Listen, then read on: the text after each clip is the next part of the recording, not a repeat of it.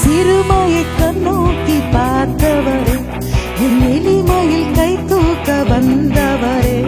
சிறுமையை கண்ணோக்கி பார்த்தவரே, என் எளிமையை கை தூக்க வந்தவரே. துராக்கப்பட்ட என்னை நீர் மீண்டும் சேர்த்துக் கொண்டீர். எத்தனை அற்புதம்! ஒதுக்கப்பட்ட என்னை பெரிய ஜாதியா